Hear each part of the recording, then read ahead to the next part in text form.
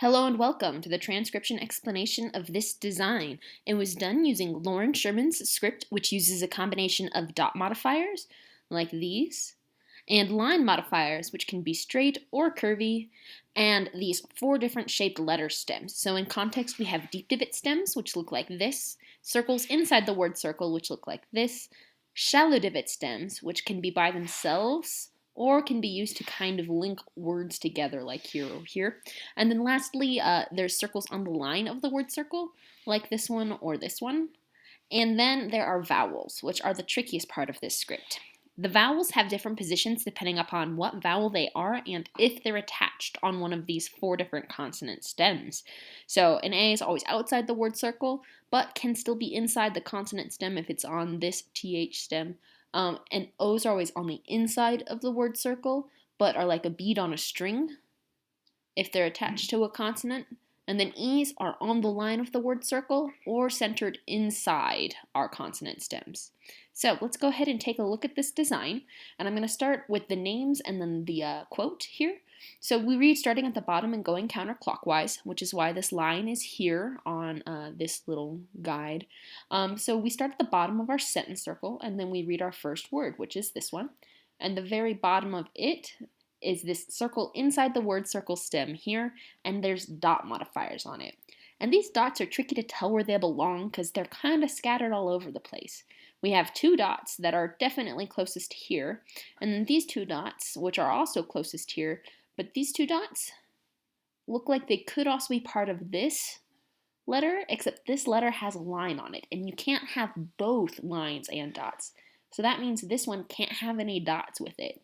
So that means these 4 dots have to go with this letter, and these 3 dots have to go with this letter. So we're looking at 1, 2, 3, 4 dots on a circle inside the word circle, making it a C.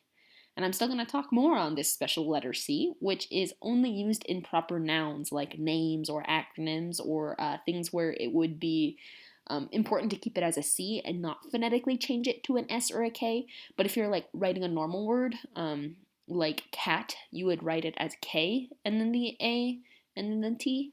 If you're writing like science, you would write S instead of a C, it would be a double S, S-S-I-E-N-S-E. Or if you're writing the word circles, you'd spell it like S-I-R-K-L-E-S. So anyway, this is the actual letter C because it's a proper noun. So C. And then we have the A outside the word circle.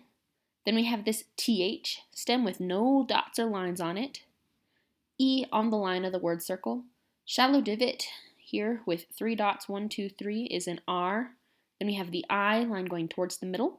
And then the N, which is this circle inside the word circle here with 1 line on it, and then another E. So these E's are all in the same position, except this is an I because it has a line going towards the middle, because I is like E but with a line in, so this line going towards the middle. And that's kind of tricky because I's have a line going towards the middle, whereas U's have a line going outwards. So even though both of these lines are going down, because it matters where the word circle is compared to the vowel, this is an I because it's going more towards the middle of the word circle, but this is a U because it's going outside from the middle of the word circle. So here's Catherine. And now we have our next name, bottom of it's here, and we have all of these overlapping circles, and they're just the consonant stems that I had overlap to kind of make this fun star pattern and kind of look more geometric and interesting, and also help fill up the space better in the word. You can overlap them, you don't have to overlap them. So long as they're not over the line of the sentence or of the word circle, they're not this stem, but they can overlap with each other so long as they don't look like a TH stem and they don't look like little O's. So anyway, here's our first letter. It's a deep divot stem, so like this. And there are 1, 2, 3 dots with it, so that would be a D. And then that U we talked about. And if there's ever a consonant vowel team, you read the consonant first and then the vowel. So this is the D, then the U. Continue around. Here's our next letter.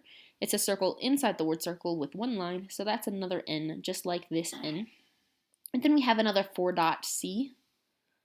So like this, and also just like this C with 4 dots. And then the A outside the word circle, just like that A, and then another N, which I made look pretty much exactly like this N for some symmetry. So there's Catherine Duncan, and now we have the quote. So we start at the bottom, so here's our first word. In this quote, I have set up differently than a normal sentence, where I have the words going around the outside and kind of an outer word ring, and then the space between the words is the space between the words. So our first word starts with an I, line going towards the middle, and then we have an apostrophe. I don't have punctuation listed on this shorthand pocket guide, but 2 parallel lines is an apostrophe if they're coming out from the word circle. So I apostrophe, and then we have a deep divot with 3 dots, so that's a D, just like this D. So I'd, and then we have a deep divot with 2 dots, so that's a CH, and an O, and another O. So O's are inside the word circle, which is this line here.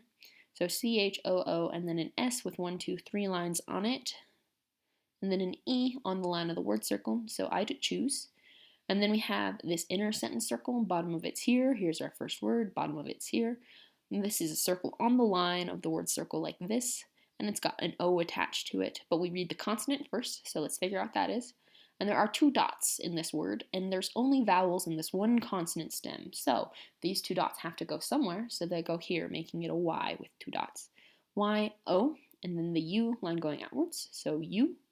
Then we have this word, bottom of it's here, we hit our first letter here, it's another little vowel, line going towards the middle, so that's another I. And then we have an N line going, it doesn't matter what way the line goes, but it's got a line on it. So that makes it an N. So in, and then we have this little word circle. The only thing on it is this little vowel A. So And then we have this H with 2 lines on it on a deep divot. U, line going outwards. N, 1 line on it, just like this N. 1, 2, 3 dots on this D. 1, 2, 3 dots on this R. Here's the E on the line of the word circle, and then another D, 1, 2, 3 dots. So there's 100, and then bottom of this word circle is here. First letter's here, 1, 2 lines on it, making it a W. Then we have an O, 1, 2, 3 lines on the R, 1, 2, 3 dots on the L, and then 1, 2, 3 dots on this last D. So all of these scattered dots do have their spots. So 3 here, 3 here, 3 here, 3 here, 3 here, and 3 here. So even though they look kind of randomly scattered, they most definitely are not. Okay, so that's it for the words. Let's get to the numbers. So there are 3 numbers in this design for the date. So again, we start at the bottom and go counterclockwise. Here's our first number, and numbers are pretty simple. They have these rings where you put the digits, or digit rings, and then our decimal point ring. So in our outermost biggest ring, our biggest number, our biggest digit, we have 1, 2 lines. So this number starts with a 2. And then the next ring, we have a circle. So if there's an open dot or a filled dot, it doesn't matter. As long as it's a circle, that counts for 5. So 2, 5. So this is the number 25 because 2, 5, decimal point, 25. Continue around. Here's our next number. So our outer ring has nothing in it. There's no lines going through this outer ring. So that's a 0. It starts with a 0. But there's 1, 2 lines in this inner ring. So that would be O2.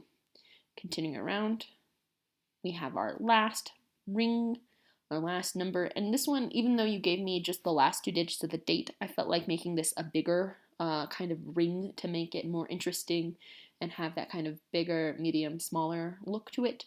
So I put all 4 rings. I assumed it was 2023. So anyway, we have our outer ring, which has 1, 2 lines in it. So 1, 2 lines. So 2, and then this one has 0. And then another 1, 2. And then 1, 2, 3. So 2, 0, 2, 3. Because 1, 2, 0, 1, 2, 3. So 2023. So 2, 5, 0, 2, 2023. So yeah, that is that design. And I hope that the audio quality in this is a bit better and you can understand me. I had to change my mic settings. So yeah, I'm really happy with this design and I hope it makes for an awesome both pocket watch and wedding cake decoration for you. Bye.